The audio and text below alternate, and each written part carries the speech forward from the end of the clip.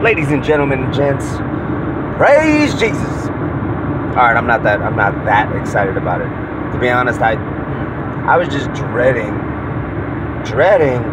we were gonna go through another regime change again. For what? For what? Like, economically, it makes no sense whatsoever at this point. Like, I'm sorry, the coaching market sucks right now. You know, unless you could pay out copious amount of money to buy off somebody else out of their contract that you adamantly are about.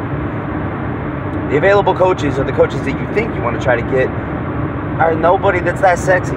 You know, there's no guarantees. The Big Ten is too ridiculously tough to think that you can get a coach from, you know, the Big 12 or the MAC or whatever and think that they're going to be a major game changer. You know, making changes just to be making changes. Like, I'm a big 5-year guy anyway. You got to give a coach 5 years. I don't give a damn. I mean, obviously there's levels. There's levels to how pathetic a team looks, right? But anybody, you got people that are throwing stats out there. You got the Frost haters that are out there with their stats and whatnot. But then you have people that have the eye test. And everybody that watches these last 4 years and compare them to the last 2 or 3 coaches that we've had, like the gritty, the competitiveness, the togetherness, the family, all those things are there. That building a culture of shenanigans, whatever, all that stuff. Like, that stuff is there. You don't want to fuck that up. At least not yet. Especially when you don't have attractive options out there. Let alone what it's going to cost to fire Frost, you know, and put up. You're just paying out the ass. It's not worth it. There's too many good things. If you make a few adjustments, in the offseason, he has to show that he's willing to make some adjustments, whether it's changing coaches, changing philosophies, whatever. You know, he's got to show that he's going to make some changes. At least you hope he does. But at the end of the day, like, I'm sorry, this is the hardest. This was the hardest schedule in the country. It's non-negotiable. Like, I've seen so many other teams, and the teams that are winning, they're in the top 5, I've seen their schedules. It's like, no, not even close. Not even close. Ridiculous schedule.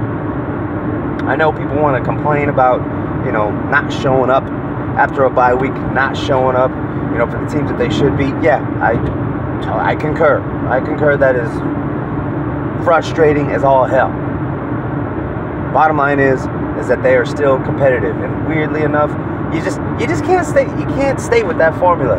You can't stay with that formula to where no matter what, you're going to be playing a 0-10 team and you'll still find a way to lose within a score.